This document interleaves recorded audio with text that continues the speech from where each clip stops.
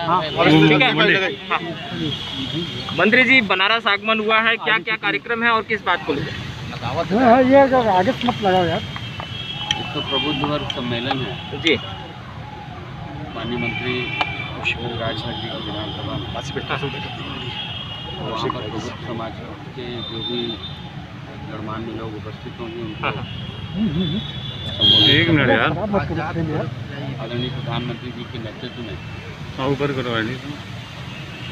देश में सबका साथ, सबका विकास, सबका विश्वास सिर्फ नहीं, ये नारा ये है, उद्देश्य हमारा इसी तरह कार्य हो रहा है। माननीय मुख्यमंत्री जी एक कर्मयोगी मुख्यमंत्री की तरह प्रदेश के अंतिम गांव तक विकास की रोशनी पहुंचे, प्रदेश के अंतिम व्यक्ति को सरकार की योजनाओं का लाभ मिले, इसके लिए लगातार कार्य किए जा रहे हैं।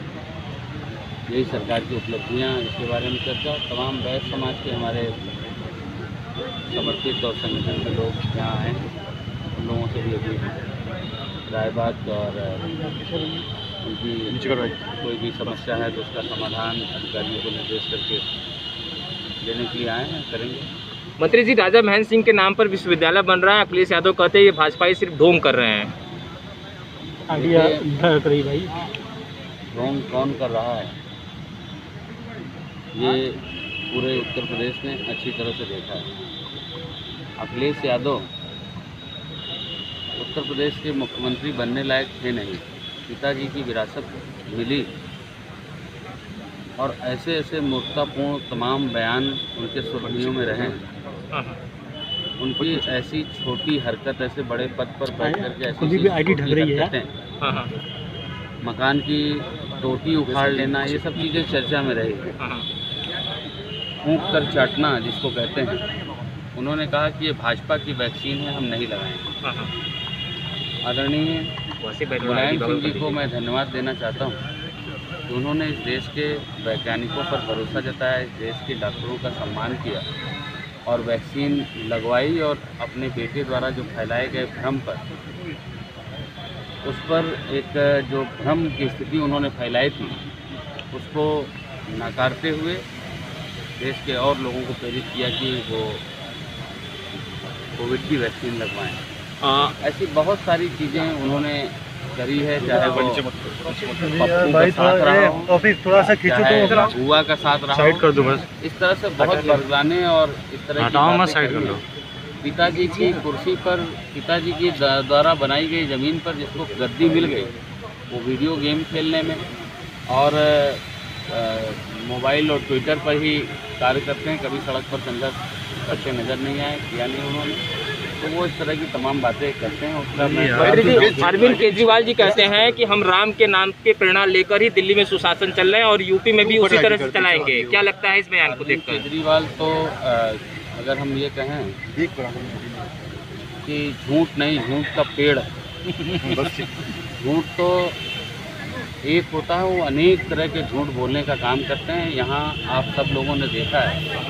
और अरविंद केजरीवाल ही नहीं, बसपा की चाहे मायावती जी रही, चाहे सपा के मुलायम सिंह यादव और चाहे अखिलेश यादव, इन सब लोगों ने जिस तरह से झूठ, नाटक, ढोंग किया है, जो लोग कलाई नारा पहनते तो थे घर में और घर से निकलने से पहले कैंची से काट देते थे, जो लोग रोज़ा अफ्तार तो करते थे, टोपी लगा करके मज़ार पर दर्शन करते थे, लेकिन मंदिर जाने में डर लगता था, आज जनेऊ नीचे निकाल करके दिखाने का काम कर रहे हैं। ऐसे तमाम लोगों को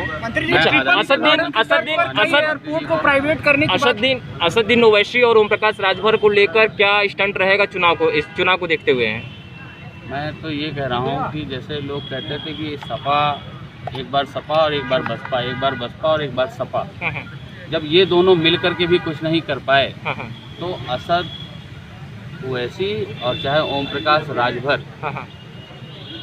इस प्रदेश की जनता ने अच्छी तरह से जान लिया है, इस देश की जनता ने अच्छी तरह से जान लिया है। जब 2014 में आदरणीय प्रधानमंत्री जी नरेंद्र मोदी जी प्रधानमंत्री पद के उम्मीदवार के रूप में आए, तो इस देश की जनता ने झूम कर करके वोट दे करके इस देश की बागडोर सौंपा और एक चौकीदार को, एक प्रधान सेवक को इस गद्दी पर बैठाया। लगातार उन्होंने 2017 तक जो काम किया उसका नतीजा रहा कि इस प्रदेश में जो एक गोल केक की तरह एक गोल विधानसभा है।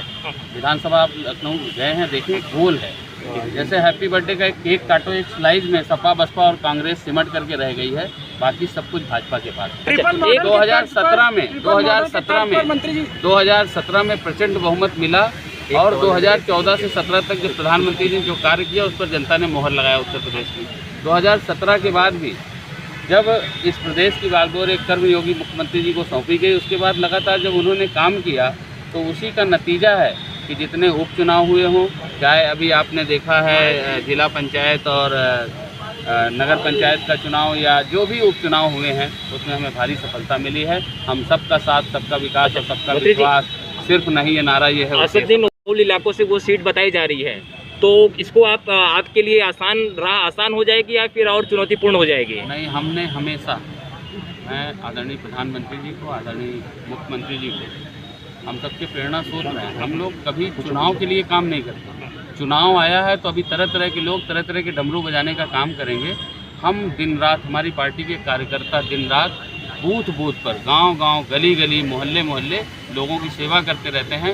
इसलिए हम हमेशा काम करते हैं, इसलिए हमारी जीत हमारी सर, पक्की रेलवे होगी। डिपार्टमेंट हो या अन्य डिपार्टमेंट हो, निजीकरण को लेकर विरोध जरूर हो रहा है। 13 से ज़्यादा एयरपोर्ट को पीपीपी मॉडल के आधार पर जो है निजीकरण करने की बात कही जा रही है। जनता इसको लेकर आपको क्या लगता है कि उनको सुलभ होगा, आम नागरिक जो है यात्रा, हवाई यात्रा आसानी से कर पाएंगे? सर देखिए, आदरणीय प्रधानमंत्री जी की बहुत ही महत्वाकांक्षी योजना सब उड़े सब जुड़े उड़े देश का आम नागरिक, हवाई चप्पल पहनने वाला भी हवाई जहाज़ की यात्रा करे।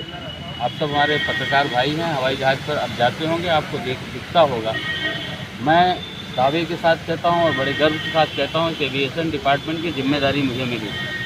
जिस समय हम सरकार में आए थे तो केवल 2 एयरपोर्ट उत्तर प्रदेश में ठीक तरह से संचालित थे, एक बनारस और एक लखनऊ। इसके अलावा गोरखपुर में चलती थी तो कभी कैंसिल हो जाती थी, कभी प्रयागराज से चलती थी, कभी कैंसिल हो जाती थी, सुचारू रूप से चलती नहीं थी। आज हम गर्व और दावे के साथ कहते हैं आज 8 एयरपोर्ट ठीक तरह से संचालित हो गए हैं और 24 जगह केवल यहाँ से उड़ान भरी जाती थी, आज 75 जगह हवाई उड़ानें भरी जा रही हैं और आने वाले समय में 5-10 जगह और बढ़ जाएगी और हम 100 का आंकड़ा पार कर लेंगे। तो हमने जेवर एयरपोर्ट, जो चुनावी झुंझुना हुआ करता था, बसपा आती थी तो कहती थी जेवर एयरपोर्ट, सपा आए तो कहे जेवर एयरपोर्ट, लेकिन ठंडे बस्ते में रहता था, वो जेवर एयरपोर्ट आज उत्तर प्रदेश के मुकुट के रूप में बनने जा रहा है। आदरणीय प्रधानमंत्री जी जल्द ही उसका शिलान्यास करेंगे और सब उड़े सब जुड़े उड़े देश का आम नागरिक, हवाई चप्पल पहनने वाला भी हवाई जहाज़ की यात्रा करे, ये ज़मीन पर दिखाई देगा। टी.एस. सिंह बोलते हैं कि गुजरात में बारिश होती है तो छाता लखनऊ में लगता है। अब देखिए, अब इस तरह की